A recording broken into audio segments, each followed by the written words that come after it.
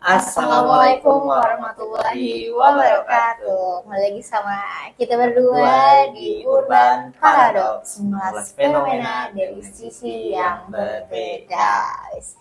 Baik lagi ke minggu pertama ya Kak ya? Minggu pertama di bulan Mei. Bener. Jangan ada yang udah gajian nih, atau bahkan mungkin gajinya udah sisa setengah karena gajiannya akhir bulan. Iya betul lagi. Atau siapa tahu ada yang ulang tahun nih di 1 Mei. Kita ucapin selamat ulang tahun yang ulang tahunnya di bulan Mei, karena kebetulan bulan Mei ini banyak sekali liburnya ya. Oh iya.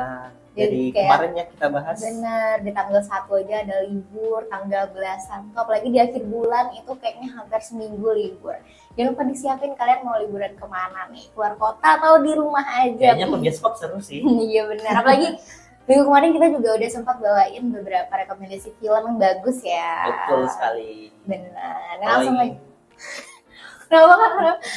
Kalau ingin tahu untuk filmnya kita bisa lihat dari dari konten sebelumnya. Benar, langsung ke video kita yang sebelumnya tuh. Langsung lanjutin nih ke video yang pertama. Ada Pemerintah Republik Indonesia berencana bakal tutup sejumlah program studi kampus yang dinilai tak relevan dengan industri. Wah, ini permasalahan yang cukup rumit ya. Benar nih, jadi Kementerian Pendidikan Tinggi, Sains dan Teknologi atau Kemendikti-Saintek berencana menutup sejumlah program studi atau prodi perguruan tinggi yang dianggap tidak relevan dengan kebutuhan industri saat ini. Nah, kebijakan ini merupakan bagian dari transformasi pendidikan tinggi yang ingin mendorong lulusan lebih siap kerja dan mampu bersaing di dunia industri. Nah, sebenarnya ini juga jadi permasalahan besar juga karena di tahun segini kan untuk untuk lowongan pekerjaan ini sangat sulit didapat. Benar, iya emang sih di era seperti ini, di zaman sekarang cari kerja tuh kayak sulit banget ya, apalagi cari kerjanya yang mau sesuai sama passion kita, sesuai sama gelar kita, pendidikan yang lagi kita tempuh atau yang pernah kita tempuh ya. Ya, terkadang kan juga kalau semisal kita nih ngambilnya nih sarjana pendidikan guru, dan setelah kita lulus biasanya tuh bisa ngarah ke tempat lain, baik itu di bidang industri, benar, baik bidang itu kreatif, gitu, nggak melulu jadi guru juga. Nah, itu dia yang mungkin diperhatikan sama pemerintah, cuma mungkin ini jadi pro dan kontra juga ya sama beberapa teman-teman, karena sebenarnya yang menurut pemerintah atau orang lain mungkin ini bidang atau prodi nggak penting-penting amat, tapi sebenarnya di dunia industri yang emang perlu itu tuh sangat dibutuhkan juga, cuman emang lowongannya di bidang itu nggak banyak dan nggak besar ya Kak. Betul, apalagi ini terkhususnya untuk jurusan yang kayak murni gitu. Bener. Contohnya kayak kimia murni. Benar tuh, lulusannya mungkin banyak tapi untuk yang kerjanya relevan benar-benar fokus ke sana emang nggak banyak. Betul. Gitu. Tapi kan di luar daripada itu kadang memang kerjaannya. Ya memang kerjaannya sih, terkadang kan nggak semua jurusan bisa mendapatkan passion yang dia inginkan. Benar. Nah, langkah ini tuh juga memancing beberapa respon kayak yang tadi dia bilang juga. Jadi sebagian pihak ada yang mendukung karena dianggap bisa meningkatkan kualitas dan efisiensi pendidikan tinggi. Tapi ada juga yang mengkhawatirkan nasib mahasiswa yang lagi menempuh studi di prodi-prodi tersebut atau bahkan udah lulus, serta dampaknya tuh jadi terhadap kebebasan akademik dan ilmu dasar yang mungkin dianggap kurang industri tapi tetap penting bagi masyarakat. Dikarenakan untuk ilmu murni sendiri kan itu sebagai pondasinya suatu bangsa. Benar. Nah, karena dengan adanya prodi-prodi itu, kalau kita ambil dari bidang Kemendikbud ataupun Saintek, nah sebenarnya itu sangat penting karena untuk ilmu itu sendiri sebenarnya sangat berguna, tapi untuk prospek kerjanya sendiri yang agak kurang. Iya, memang cukup kecil. Betul. Nah, ada beberapa yang kayak misalnya tim kontra itu juga banyak yang kasih pendapat kenapa harus prodinya yang dihapuskan, kenapa enggak pekerjaannya, lowongan pekerjaannya yang diperluas. Iya benar. Itu. Nah, kita langsung baca ke komen nih. Universitas bukan sekedar untuk orientasi uang saja, tapi pelestarian keilmuan. Contoh di universitas kelas Harvard juga masih ada untuk jurusan yang nggak berorientasi ke uang. Ini pentingnya punya pemerintah dan DPR yang berpendidikan. Nah, nih berarti salah satu teman kita yang kontra ya. Betul. Juga ada kontra selanjutnya. Bukannya lapangan pekerjaan yang dibuka malah nutup prodi. Mau heran tapi udah capek heran mulu tiap hari. Waduh, kayaknya udah capek ya mengherankan. Iya, kayaknya dari apa bulan ke bulan, tahun ke tahun permasalahannya masih sama. 19 juta lapangan pekerjaan belum ada, yang Betul. akhirnya gimana biar 19 juta lapangan pekerjaan ini terlihat ada, dipangkas-pangkas tuh kayak ini mau memangkas jurusan. Aduh. Kan kasihan juga ya Iya, kakak-kakak tingkat yang udah Yang udah mulai, lulus. yang yang udah Yang lulus siap lagi mau cari skripsian, pekerjaan. benar Nah. gitu. Yang seharusnya pekerjaannya diperbanyak, lowongannya ini malah Dipangkas. prodinya dipangkas. Aduh. Nah, oke, kita langsung lanjut ke berita berikutnya, Kak. Apa tuh? Oke, Kiandra Ramadipa jadi juara race 2 Bull Rookies Cup 2026. Nyanyikan Indonesia Raya di Spanyol. Waduh. Keren banget. Respect sih ini. Iya. Soalnya Kiandra Ramadipa ya. Iya.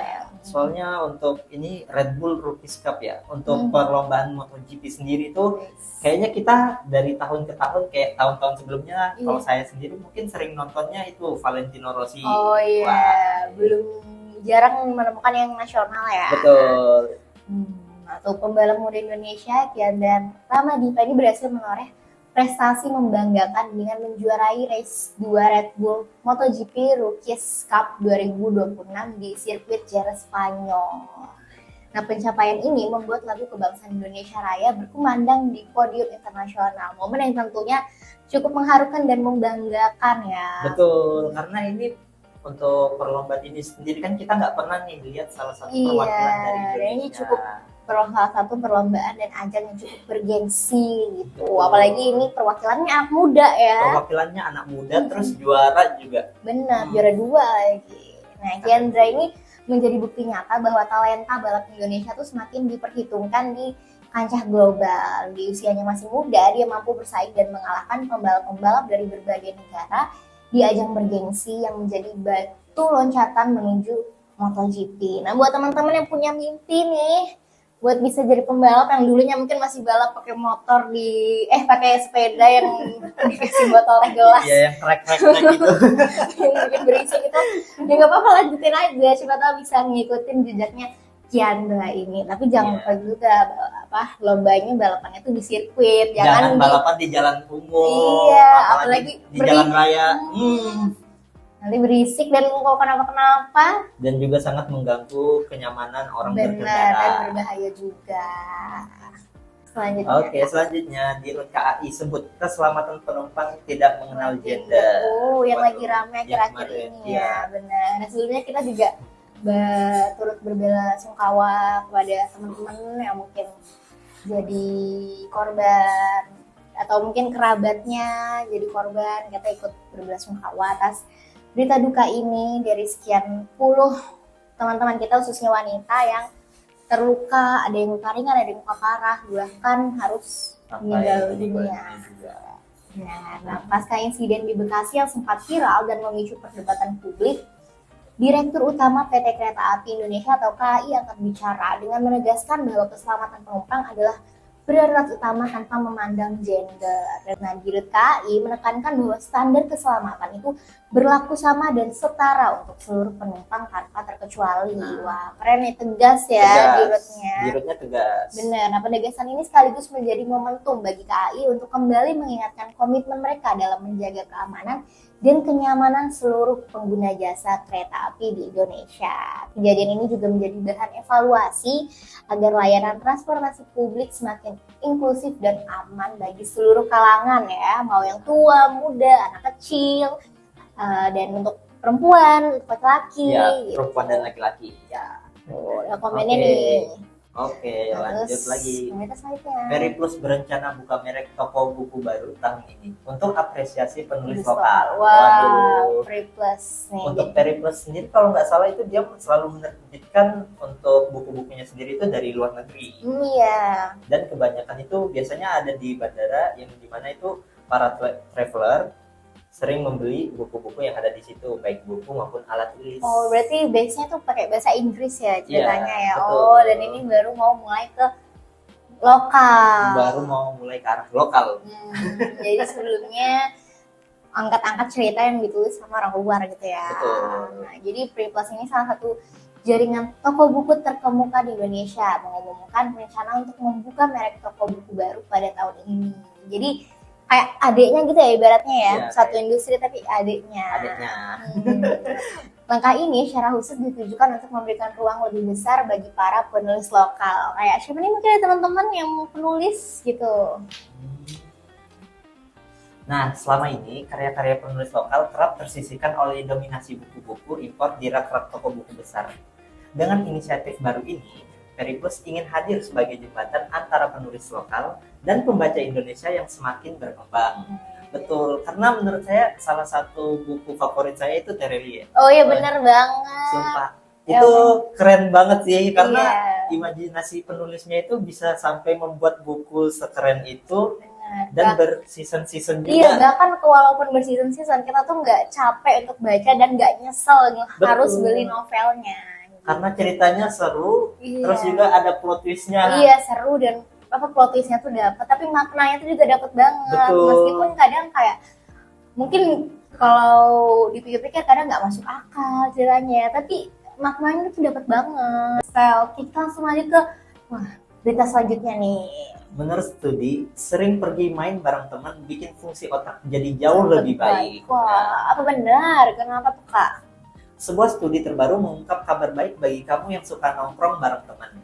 Kebiasaan bersosialisasi secara aktif ternyata terbukti dapat meningkatkan fungsi otak secara signifikan. Wah, jadi penelitian ini menemukan bahwa interaksi sosial yang rutin dan berkualitas memberikan stimulasi bagi otak yang berdampak positif pada kemampuan kognitif, daya ingat, hingga kesehatan mental. Gitu. Jadi otak yang terus dirangsang melalui percakapan dan aktivitas bersama itu cenderung lebih sehat dan tajam gitu. Nah, temuan ini sekaligus menjadi pembenaran ilmiah bahwa bagi banyak orang untuk tidak merasa bersalah saat meluangkan waktu hangout bersama teman-teman. Karena akhir-akhir itu kan banyak kayak orang-orang lagi kebanyakan burnout gitu, kerja terus, jarang nongkrong. Nah, siapa tuh? Siapa? Kakak nongkrong, tetap nongkrong ya? Nongkrong cuman ada batasan waktunya juga. Oke, work-life balance banget nih ya. Ya, work-life balance juga. Wes, Gen Z abis nih work-life balance. Tapi Sabtu sama Minggu bisa dikosongkan lah. Wah. Nah itu dia, jadi kita tetap harus meskipun kita kerja keras untuk beli rumah, beli sapi, naik haji terserah, yang penting jangan lupa meluangkan waktu Untuk nongkrong. benar, tetap harus diluangkan waktu entah nongkrong sama teman, sama keluarga. Itu Betul. karena bagian dari work life balance. Kayaknya Gen Z sekarang tuh lebih banyak nongkrong sih. Wah. Jadi kerjanya 40%, 60%-nya nongkrong ya. Iya. Karena habis ini kita mau hangout, kita akhiri sampai sini nih. Iya. Berita edisi Minggu. Terelie, I'm coming. Habis ini kita langsung ngomongin bukunya Terelie. Iya. Oke, nah, Terus kali. gak kerasa kita udah di penghujung. Nemenin teman-teman di minggu pertama bulan Mei nih. Jangan lupa meskipun udah gajian, uangnya ditahan karena bulan ini liburnya banyak banget guys. Kalian bakal banyak di calling teman SD, teman SMP, ayo jalan, ayo jalan gitu. Karena banyak tanggal merahnya guys. Oke, tahan ya dompetnya ya. Kayaknya capek juga sih di kasur seharian baring terus karena kebanyakan libur. Iya, benar. Meskipun tadi kita beli kopi 15.000, tapi kalau sehari nongkrongnya 2 kali, ya tetap aja ya. Iya. Oke, segitu aja dari kita. Jangan lupa di like, Comment and subscribe. subscribe, dan jangan lupa juga di share, dan follow Instagram kita. Kalau misalkan ada kritik dan saran juga bisa langsung di Instagram kita, karena kita sering upload konten-konten lain juga di Instagram. Ting! Gitu. Bye bye. Bye bye.